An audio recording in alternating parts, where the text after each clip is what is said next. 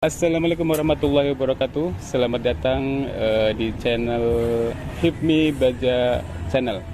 Terima kasih buat teman-teman yang sudah klik video ini. Jangan lupa dukung dan support channel Hipmi Baja Channel agar kita bisa memberikan informasi yang edukatif dan inspiratif untuk kedepannya. Nah, kali ini dalam edisi perdana Hipmi Baja Channel ini saya sudah kedatangan tamu ya. Sosok yang mungkin sudah tidak asing lagi ya. Khususnya bagi aktivis di Cilegon ya. Dia adalah sosok yang salah satu founder ya, pendiri berita media cyber atau berita online hipotesa.id. Nah, kali ini saya akan mengulik seberapa dalam dan apa itu hipotesa.id, dan bagaimana prospek bisnis di media cyber ini. Nah, silakan, Bung, Bro, Kang nih yang bisa dipanggilnya nih. Gue aja ya biar Bro, ya. Oke, Bro Rizky, silakan. Gambarkan apa itu profil ya, secara singkat profil apa itu hipotesa, bagaimana sejarahnya awal membangun media ini. Katuran, Bang, Bro. Siap, terima kasih Kang Aab ya. Ini luar biasa hostnya. Bicara soal hipotesa ini memang bagi masyarakat Cilegon mungkin masih baru karena memang usianya baru 1 tahun berjalan. Oh, masih ini ya, masih Kebetulan imut. Masih imut. Hipotesa di tahun 2021 tanggal 5 Februari ya, waktu itu kita coba inilah apa artinya membuat dan menggagas sebuah media bagi anak-anak muda lah yang di dalam, artinya kalau untuk wartawan ataupun jurnalis yang di lapangan anak muda memang sudah banyak, cuman saya lihat yang sepenuhnya diisi oleh anak muda kan masih jarang ya.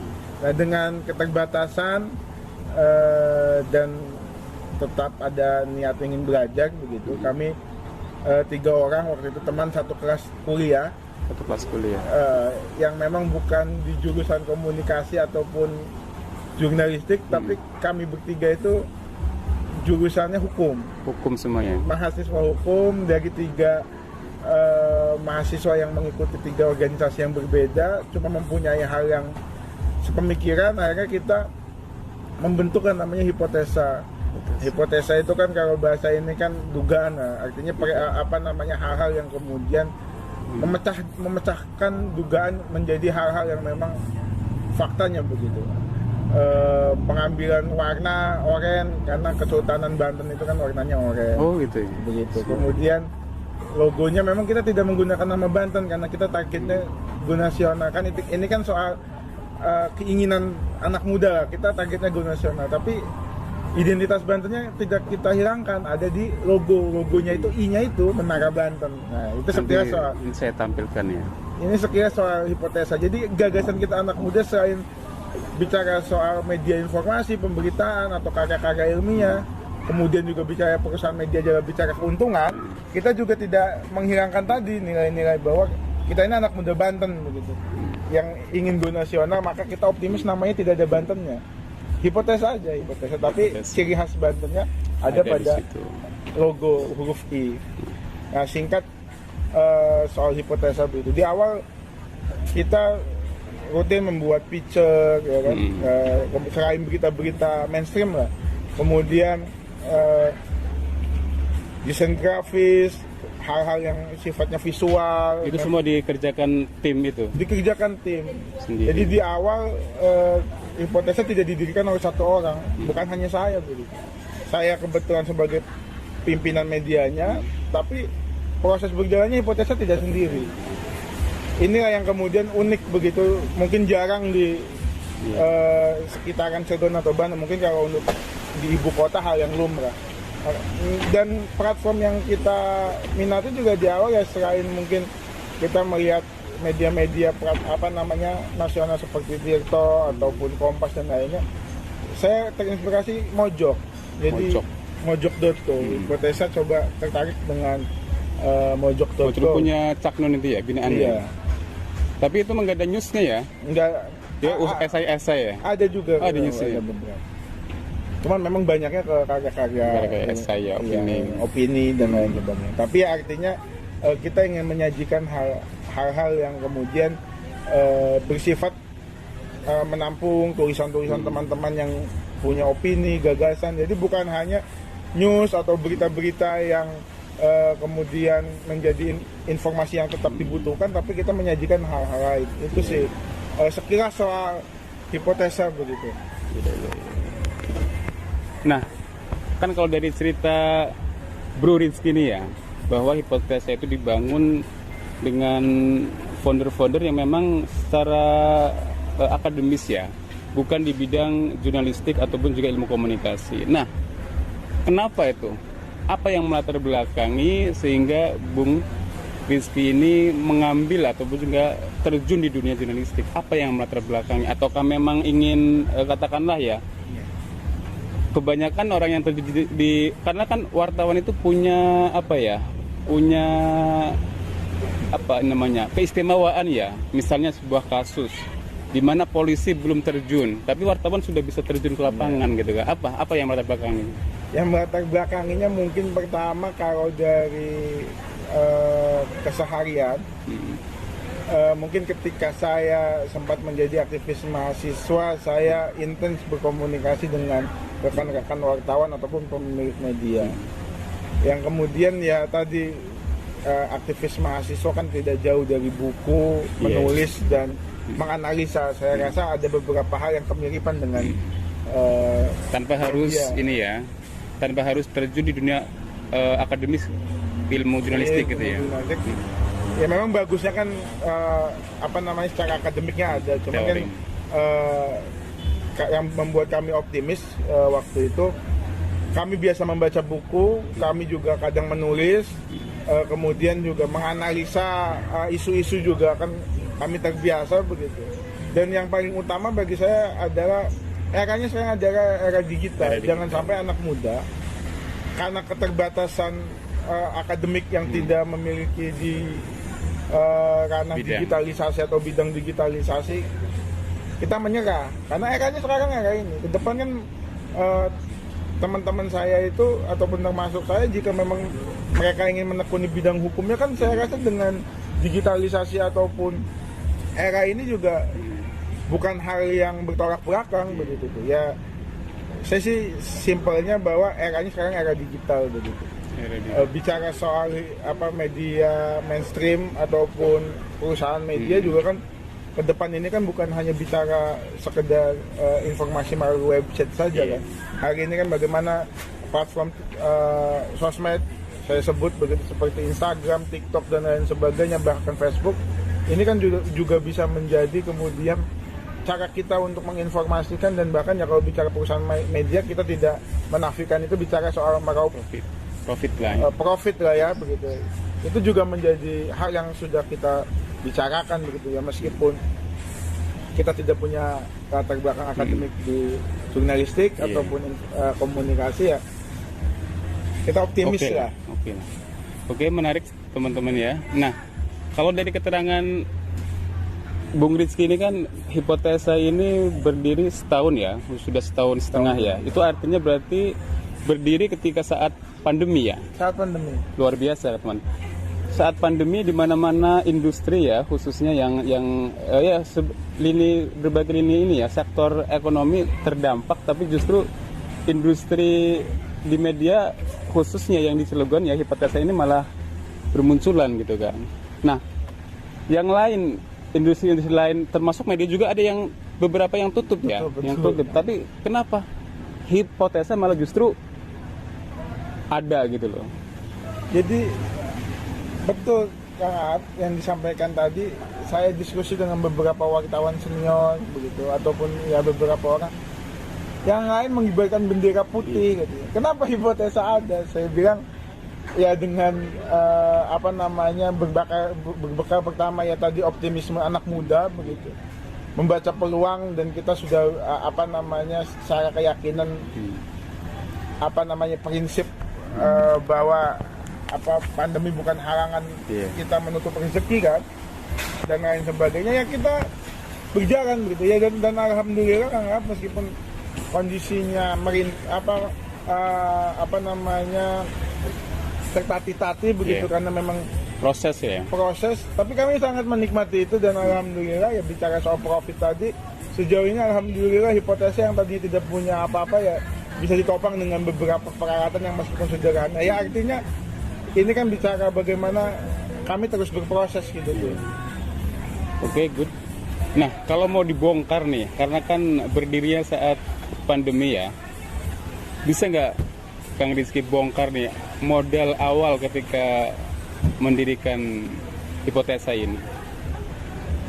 Jadi modal awal pendiriannya ini memang saya punya tabungan. Ya yang nggak besar-besar amat, tapi saya langsung bikin perusahaannya. Akta notarisnya artinya, legitimasinya, legalitasnya. Karena punten, pandangan terhadap kita kelompok muda yang mengelola sosial media ataupun website ataupun platform media, orang selalu menganggap paling juga punya websitenya doang, paling juga cuma Instagram. Ya, saya ingin mematahkan itu bahwa hipotesa serius, bukan hanya sekedar bodong lah begitu. Ada dengan keterbatasan memang saya lah yang kemudian menginisiatif dan soal pembiayaan memang saya yang terdepan gitu. Kalau dua kawan saya, yang satu dia di keredaksian, yang satu artinya kita sudah bagi 3 tim di awal itu, kita sudah bagi peran, dan alhamdulillah di perjalanan waktu Kang Aad, kerjasama, mitra, iklan dan hal-hal lain, karena yang dilihat hipotesa mungkin energik, diisi anak muda, tampilannya menarik, dan saya milenial, tapi saya tetap mengakui memang kelemahan hipotesa soal informasi masih terbatas waktu itu karena masih baru. Tapi orang melihat bukan soal informasinya, tapi tampilan dan sajiannya kok menarik gitu tuh. Ya alhamdulillah Kang Aad, hipotesa sampai berjalan naik. Tapi ada satu hal yang menarik Kang Aad. Dalam perjalanan sebelum ada orang percaya dan ingin menggunakan hipotesa, saya sempat menjual motor Kang Aad. Motor Scoopy saya jual dengan harga sekian untuk membiayai proses berjalannya hipotesa. Motornya Scoopy Kang Aad. Tapi alhamdulillah saya yakin tadi itu ya berjalannya waktu dengan ya membaca peluang ini, alhamdulillah saya kebeli lagi Kang Aad setelah beberapa bulan motor yang levelnya mungkin di atas Scoopy. Ya karena tadi semangat dan keyakinan itu sih Kang Aad yang bisa membuat kita jual aja lah dulu. Karena akhirnya kan ini bicara soal HIPMI. Bagaimana anak muda harus punya keyakinan, mentalitas untuk usaha. Sisi lainnya ya bicara di luar dari keredaksian, ya bicara perusahaan media, kan ini kan bicara soal usaha juga. Ya saya ingin sedikit bercerita aja bahwa soal perjalanan membangun hipotesa ini ya sampai jual motor kira-kira begitu. Luar biasa ya, luar biasa. Ya memang apapun itu industrinya ya, apalagi bisnis pasti butuh modal ya untuk proses awalnya gitu. Apapun itu ya. Nah, saya ingin kulik lagi nih, Kang Rizky nih. Pasti setiap orang itu punya sosok yang inspiratif ya. Kalau misalnya ada seorang ibu-ibu rumah tangga terjun di dunia bisnis, tentu mungkin ada inspirasinya dari, kalau dari seorang muslim pasti dari Khadijah, kebanyakan dari Khadijah. Nah, Kang Rizky sendiri di industri media ini siapa sih yang menginspirasi gitu kan? Apakah Munir ataukah tokoh-tokoh lain yang memang expert di dunia media? Siapa yang kira-kira tokoh yang menginspirasi ini? Mungkin kalau tadi ya, kalau bicara soal perjuangan medianya begitu, ya Munir sangat menjadi tokoh yang menginspirasi saya lah. Tapi kan tadi saya tidak menutup ya bahwa ini kan industri juga. Bicara soal industri medianya memang di luar dari soal politiknya. Saya terinspirasi dari sosok Surya Paloh begitu. Surya Paloh, luar biasa emang ya. Saya terinspirasi ya di luar dari politiknya ya. Artinya perjuangan medianya, saya sangat terinspirasi sama Munir lah. Ya bagi kelompok aktivis ataupun teman-teman pers, Munir ini sangat luar biasa. Memang saya sangat terinspirasi Munir. Tapi dari soal bagaimana pengelolaan medianya kemudian bisa meraksasa lah, kemudian menggurita, ini kan saya terinspirasi juga sama Surya Paloh.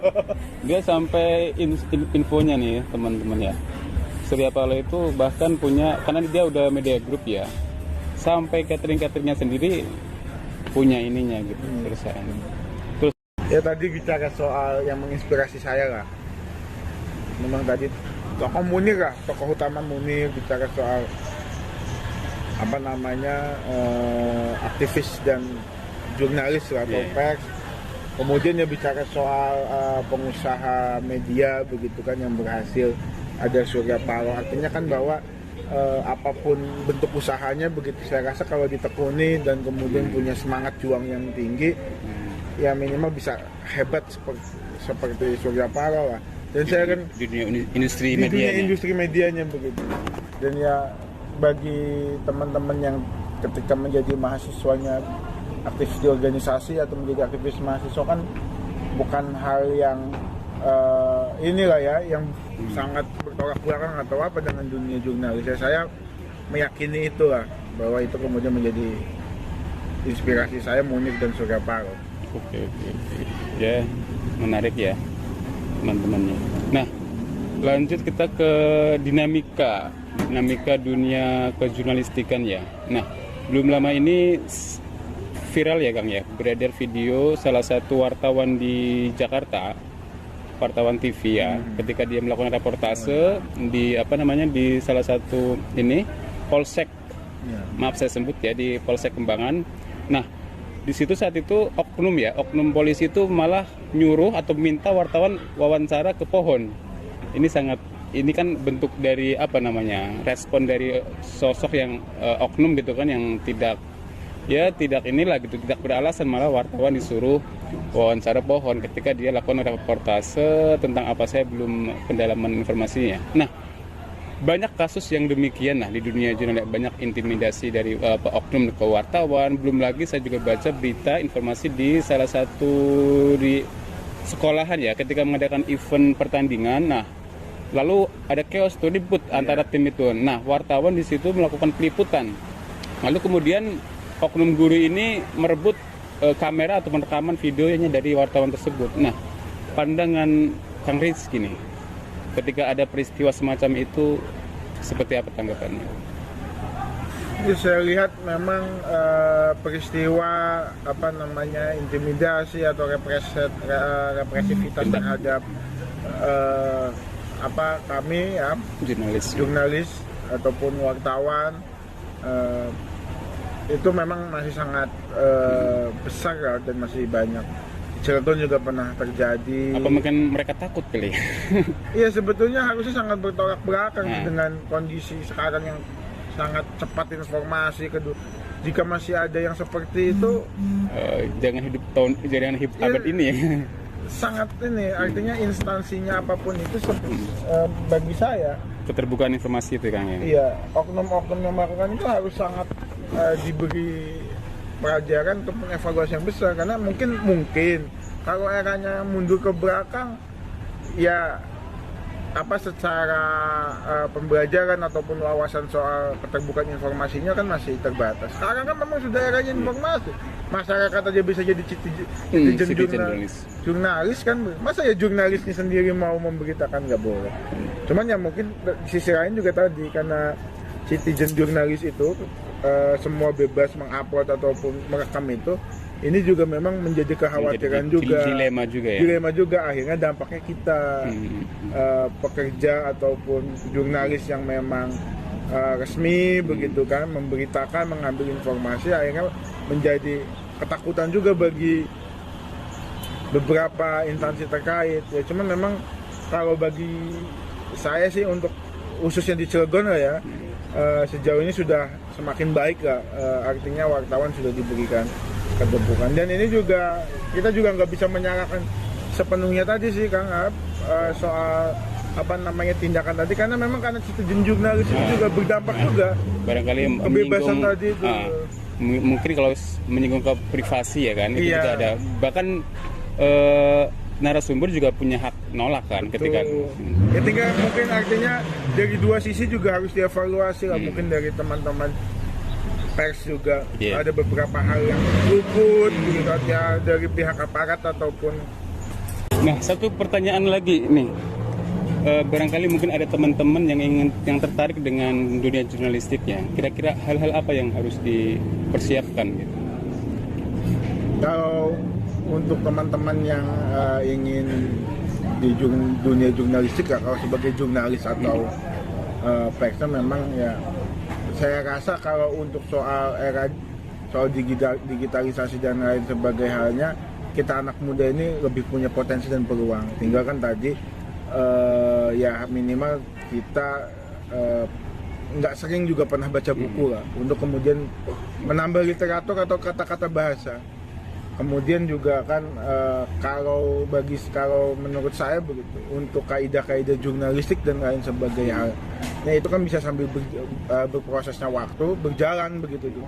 Memang ya tadi lah, ya minimal kita memahami kaidah-kaidah dasar menulis begitu kan, jurnalisnya 5W1H-nya begitu. Kemudian ya nggak sering juga suka membaca gitu. Bahasa yang penting itu untuk menambah kosakata, dan karena susah kalau kita nggak menulis, nggak punya kosakata, waduh udah buntut tuh pengalaman gitu.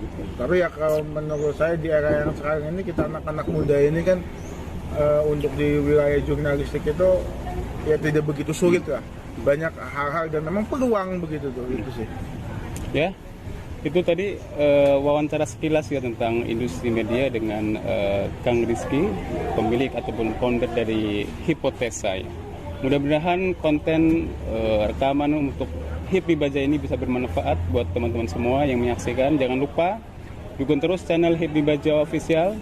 Jangan lupa like, comment, dan share, dan juga nyalakan notifikasinya agar informasi dan juga inspirasi terbaru bisa kalian nikmati. Terima kasih. Wassalamualaikum warahmatullahi wabarakatuh.